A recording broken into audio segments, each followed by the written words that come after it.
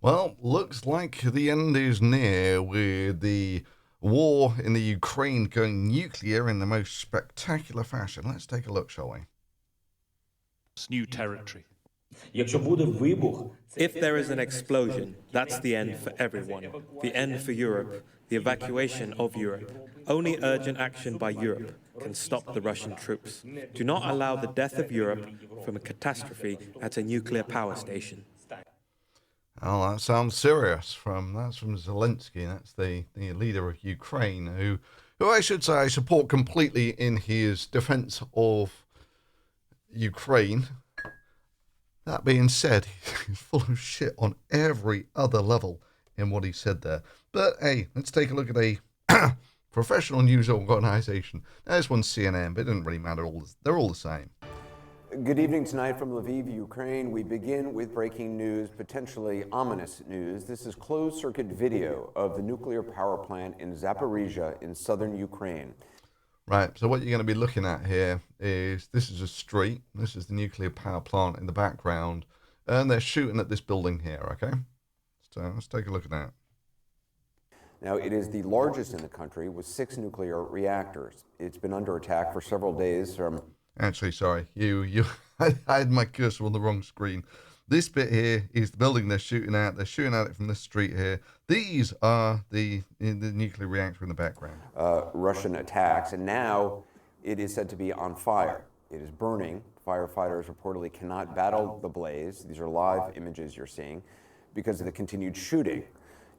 Now, also, you'll notice that, this is the car park, and all the shooting, explosions and whatever is setting off the car alarm. So you'll see all the car lights flashing here.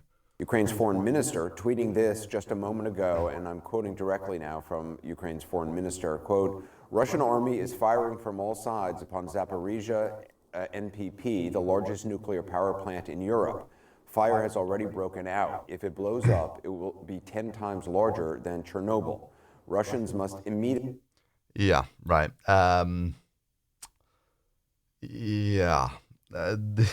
This is just complete bullshit. So the thing is that, when people think of nuclear power stations blowing up, they think of this sort of thing, which is utterly, utterly impossible. Utterly impossible. It's just, it can't happen. It's like lighting a candle and expecting it to blow up like a fuel air bomb. Technically, the energy is all in there. It's just candles don't explode like that, and nor do nuclear reactors. So let's take a look at this in a little more detail. What is a nuclear reactor at its core? And let's get a little more in the center here. Nuclear reactor at its core looks a little bit like this. And if you're thinking, well, that looks kind of like a kettle. Yeah, that's basically what a nuclear reactor is. It's a glorified water heater, glorified kettle. And you take the steam out of there, and you run it through a turbine of some sort, and then you run it through a condenser of some sort, and you dump it back in there. And that's basically it. It's a steam engine. Apart from, rather than boiling your water by burning wood, you're boiling your water via nuclear fission. So, and this is completely different from a nuclear bomb, of course, in that nuclear reactor is designed to produce a fairly constant level of heating. That's what they're meant for. And so they're actually built-in things, the intrinsic elements of nuclear reactors that mean they can never explode, like this. This is just absolutely not possible. So, what's giving you your energy here is, to a first degree approximation, you're getting a nucleus of a heavy element, and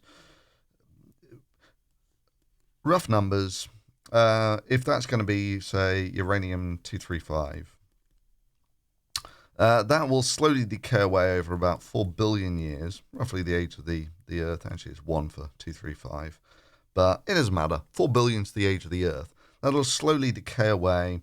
And when it decays away, it'll give off a load of energy. And I'm going to call that, all those levels of energy are roughly the same. They're about 1 mega electron volt. And for rough comparison, if you take one atom of coal or burn it, or methane gas, whatever, it doesn't really matter. They give off about 1 electron volt of energy. So you get roughly 1 million times more energy out of a nuclear decay than you do out of chemical energy. Now, what you're doing with a nuclear reactor is you're taking your 235 and via adding a neutron to it, you're stimulating this so that it doesn't take 1 billion years, but takes a few milliseconds. And what happens then is it doesn't just decay to another nuclei and give off some stuff. It actually splits up and gives you 2 nuclei plus 1 million electron volts. And now, this is the bit where it gets a little tricky, is these decay products here are also radioactive and also decay to give off about 1 mega electron volt. Like I was saying, ballpark figures. So, previously, if you'd have just left the stuff in the ground for 1 billion years versus actually running it through a reactor, you only get about 3 times as much radiation or energy off it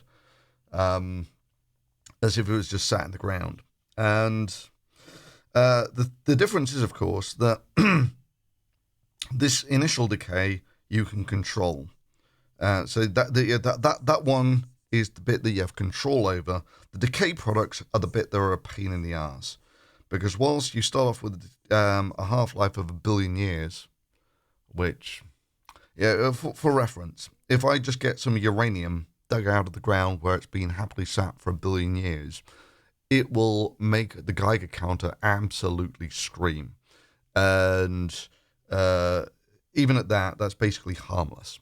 In that I've actually taken some carrots and grown it right next to uranium, natural uranium, and nothing.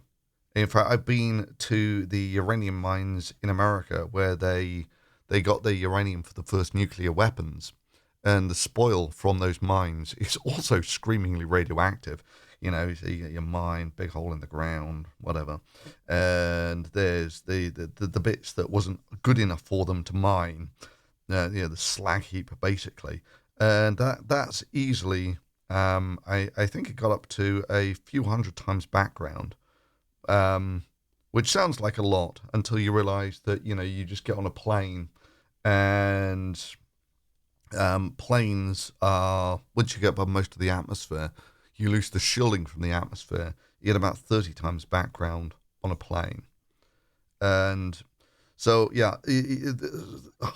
once you're talking just hundreds of times background, it's really not that much of a cause for concern. Once you get talking up to, tens of thousands, millions of times background, now we're going to start talking. Now this is kind of a bit more of a problem.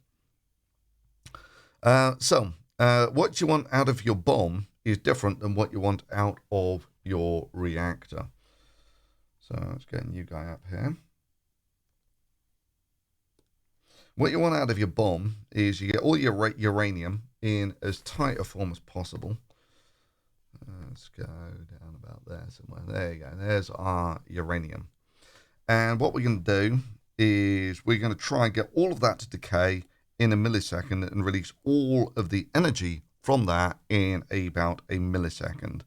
And that's the thing that it spews off loads of X-rays, which heats up the air, and then that just explodes like a regular thermobarometric bomb. And of course, you get all your decay products from decaying your 10 kilos of fissile material in the cloud, which is why you get the fallout. Not quite what you want out of a reactor. And to do this is actually really very technically challenging. There's a reason why not many people can make nukes. So first of all, you got to get your enriched fissile element, which is either the uranium-235 or plutonium, or there's one of the thorium elements that'll do it. But isolating those is a gargantuan pain in the ass. And then in most of the modern ones, plutonium bombs, you have to have all these weird staged explosives around the outside of it in order to make this fissile material go critical and stay critical long enough to actually get a significant fraction of your nuclei to decay.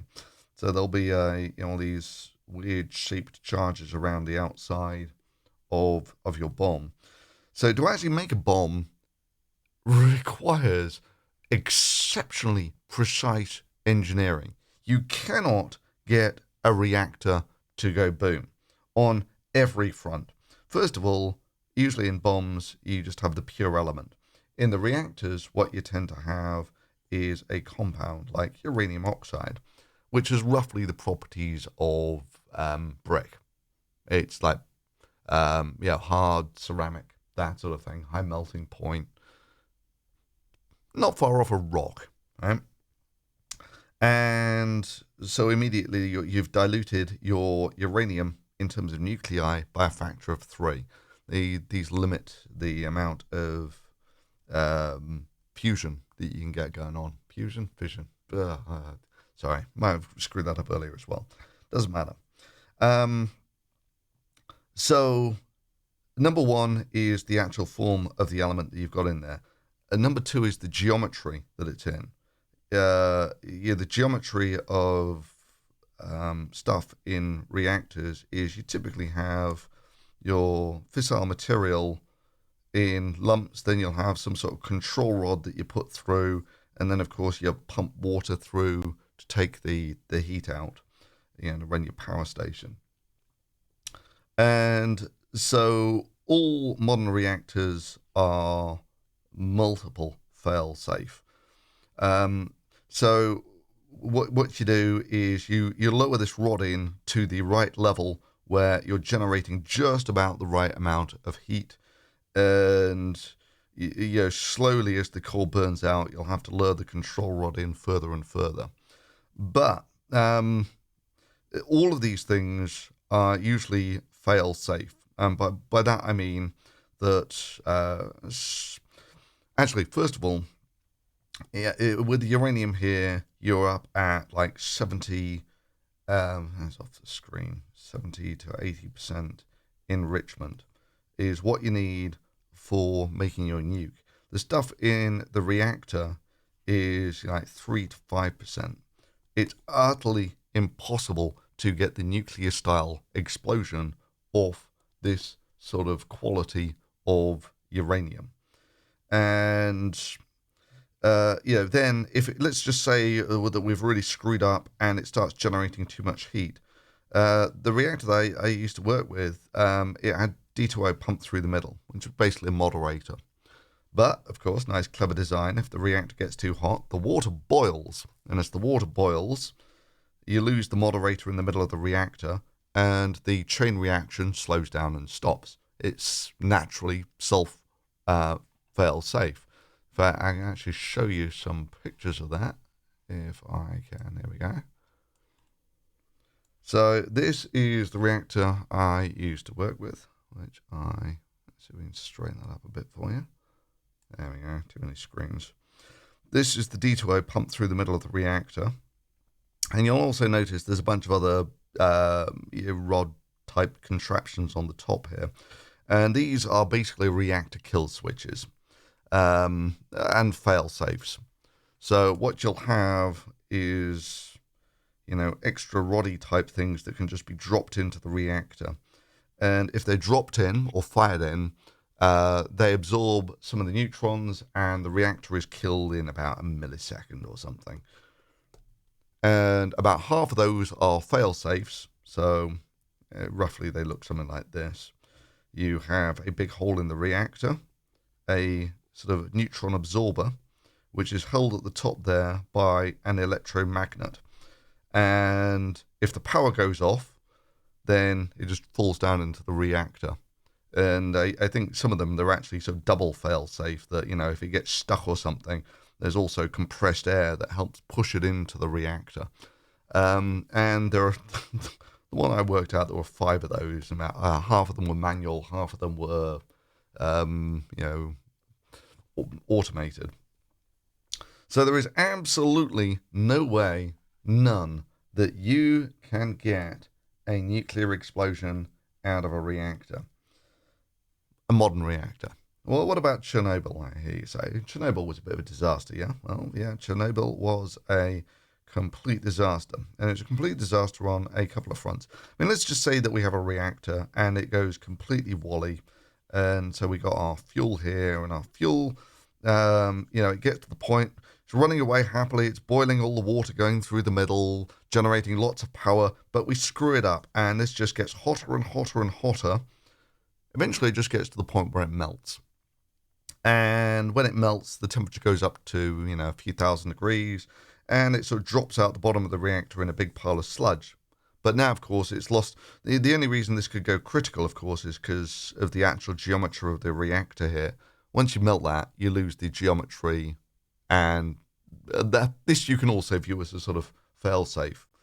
But unfortunately, it does melt a big hole in the bottom of your reactor, and it does destroy your power station, which are fairly expensive and necessary for generating power and all that sort of thing.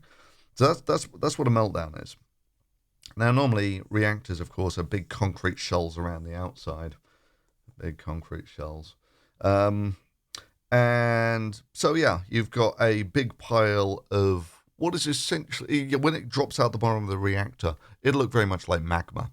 It'll be a few thousand degrees, molten rock basically pouring out the bottom of the reactor. And then very rapidly, once it comes out the bottom, it'll just sort of solidify. It's not just a radioactive rock, but a screamingly radioactive rock. And the reason is that, you might recall from earlier, I said that,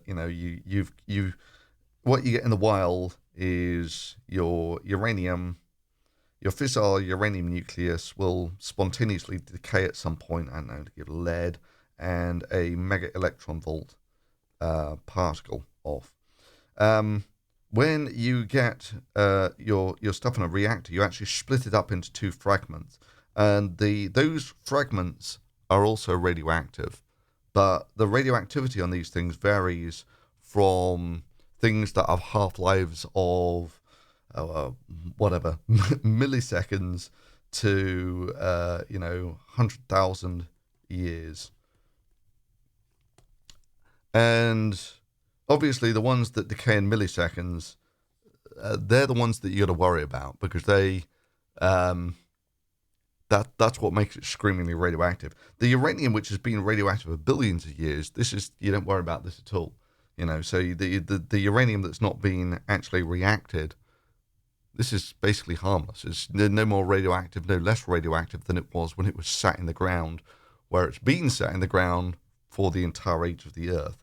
The problem is the short-lived isotopes. So... But, they're just sat in a big molten rock. They can't go anywhere. So, how you've got to transport this radioactive stuff out somehow. And, the radioactivity of it drops down like a rock to begin with.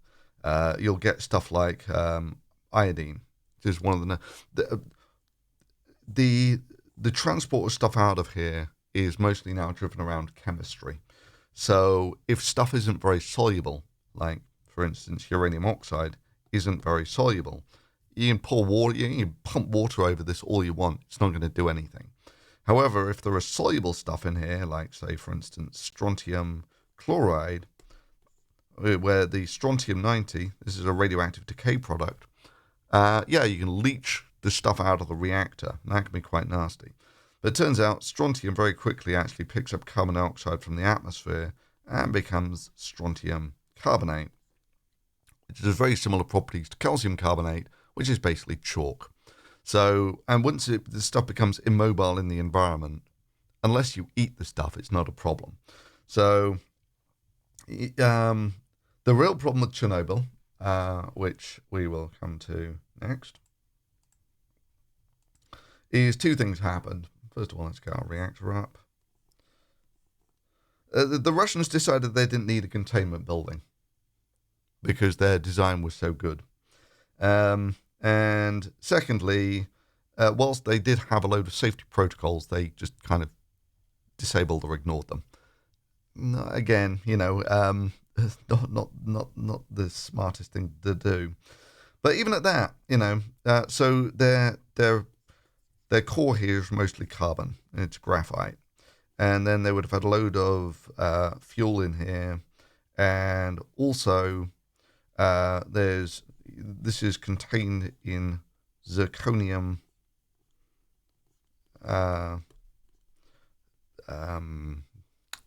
Whatever. Zirconium is quite nice because it's fairly transparent to the neutrons. So you use that as a container for your fuel. And then, of course, you've got all your water pumping around, these things. And if it had just melted down, that would have been bad, but nowhere near as bad as it was. Problem was, with Chernobyl, it exploded. And even today, I still have doubts whether I believe the explanation for the explosion. Because the thing is, if you just melt a reactor core, why should it explode? And my reckoning is that once your power generation gets high enough that you melt your zirconium will react with the water very much like sodium will react with water, which gives you a fairly decent explosion. But it didn't really matter what happened. There was some form of reaction here that gives you a big bang. Not only is that bad in that it throws radioactive crap everywhere, some of the graphite actually catches fire. So now you've also got fire dispersing this stuff out of the reactor. The majority of it, of course, does just melt down and sits in a big slag heap at the bottom. And if at the beginning of the meltdown, just standing next to that for a couple of seconds, you'd be fine for those couple of seconds, but you'd have received a fatal dose of radiation in that time. That's the sort of level of radiation that we're talking about. Nowadays, here we are, 4 decades on or something. There are people who have gone and had their picture taken with the corium. The levels of radiation have decreased that much, and this is the most screamingly radioactive bit of the whole core. And of course, this burns and it puts radiation everywhere. And that was the big problem. Is if you had a containment building on there or something, you would have reduced this by an order of magnitude. But even at that, I'm not so sure that. Sorry, I lost my train of thought there. So the absolute worst case scenario for a sensibly built reactor is you get a big pile of molten crap and you disable your reactor. Incidentally, when they did have the Chernobyl disaster, they needed the power generation from all the other nuclear reactors on the same site. So they had to keep running all of the other, they're important energy generating facilities. And the same sort of true of this one in, I've lost my cursor. Too many screens. So what did we have? Well, it looked to me like this is a building here. It's not popped up on the relief things like all these other buildings. But I'm going to assume that this was the street that they were on. This is the car park, and they were shooting at this building. So let's take a look at what they were doing. Southern Ukraine. So Now, they're it is just the they're largest shooting in the at this country with building, 6 nuclear. right? And I'm going to guess it's one of these. So it's really nothing to do with the reactors in the back here at all. Let's zoom out a bit. There we go. And even if you did sort of destroy a load of the heat transport the heat transport stuff, I don't know about the design of these specific reactors, but I'm going to guess they're fail safe. So even in the worst case scenario, which is you just blow up these things, actually this would be what you don't want is a melted down core exposed to the environment.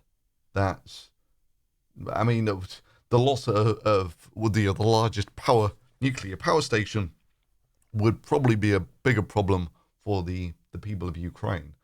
Yeah, even at that, like, well, just take Fukushima as an example.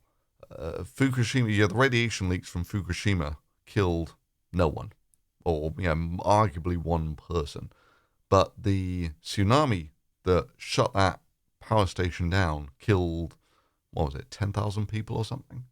So, and yeah, you lose power generation for a significant portion of Ukraine. This would kill an awful lot of, you lose power to things like your hospitals and all that sort of thing. It becomes a real problem. So, yeah, I mean, if they shell these things, then what happens next? Well, you'll get, if they catch fire, you'll get radiation coming out in the form of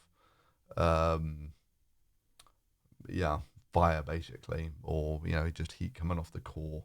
And most of it will be fairly limited in that it's brick dust, this stuff, right? So how hot do you have to get brick dust before, or it's ceramic, before you start getting volatile stuff coming off there? If you get fires like the graphite core burning, then this is a little different, because that can carry up little particles. Maybe more of a problem is when you burn a core, what do you do with it afterwards? And this was probably the bigger problem at Fukushima. Was so let's start off with our reactor here. So there's going to be our reactor, and I'm going to draw the core as a nice little unit that you just drop in. And so what you do is you burn your core for, I don't know, a year or something. And then once it's getting to the end of its life, what do you do with it? Because at the end of its life, its radioactivity is not that different, but it's basically exactly the same as if it had just melted down and fallen out the bottom of the reactor. It's honkingly radioactive. And all those little decays that you're getting, which on the short time scale are giving off mega electron volt particles, they're keeping this stuff fairly warm. In fact, they can keep this stuff warm for an extended period of time, months, years, that sort of thing. So what you tend to do is you've got to keep this used core, even though there's no more fission going on in there, you're not breaking up any more nuclei, you've still got the decay products. And so, you usually have a giant swimming pool next to this. And what you do is you lift this guy out. I have got to sort out the dimensions of my drawing board. Okay, you have a giant swimming pool next to this. And what you do is you lift your core out, you move it over, and you dump it into the swimming pool, and you just rely on the water to keep the core cool for, the next 5-10 years, that sort of thing. After that, it becomes much, much less radioactive, and then you can sort of sensibly chop it up, recycle bits of it, and all that sort of thing.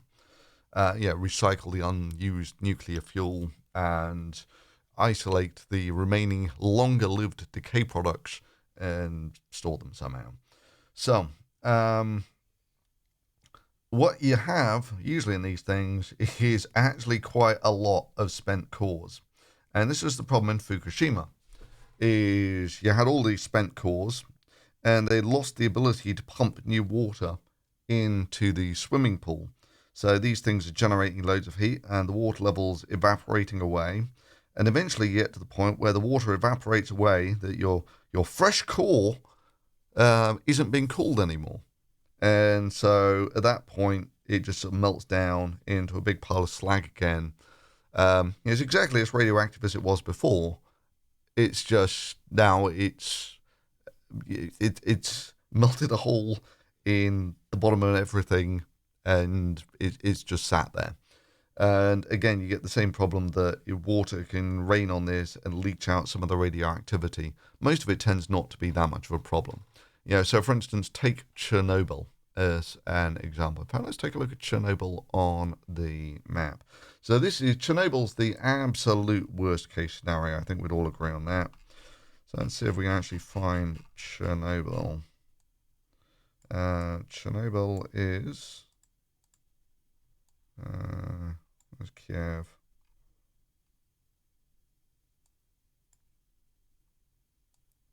This looks good. It's just north of Kyiv. And...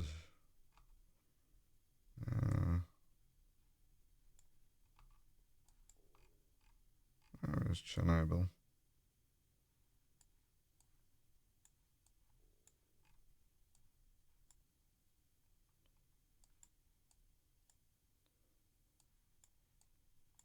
This looks hopeful. Yeah, there you go. Right, so if I were to say this is the site of all the hype that came out of the Chernobyl miniseries about, it destroying Kyiv, which is all that way away, and rendering Europe uninhabitable, this is complete and utter bullshit. It's just like so off the radar stupid. It's not possible.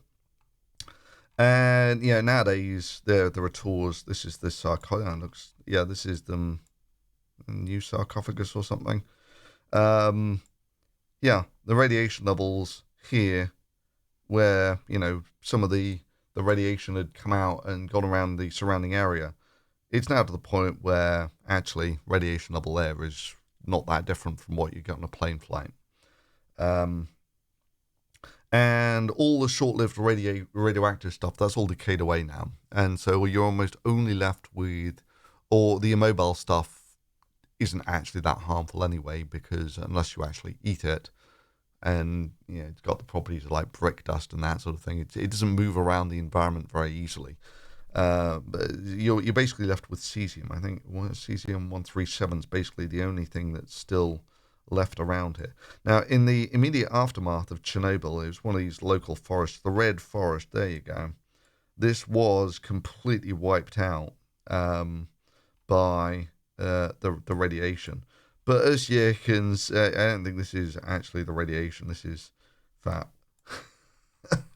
Animal tracks? I don't know. Anyway,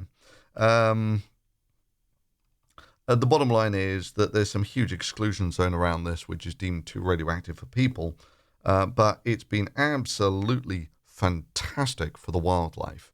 In that it turns out that you compare the hazards for wildlife of being near people or having 100 times background radiation, and it's an absolute no contest. This has become one of the best thriving wildlife areas in the world, simply because of the exclusion of people. And other than that, you take a look at it, and I'd be kind of curious as to. I don't think this is. And the thing is that, the radiation killed all these trees like 40 years ago.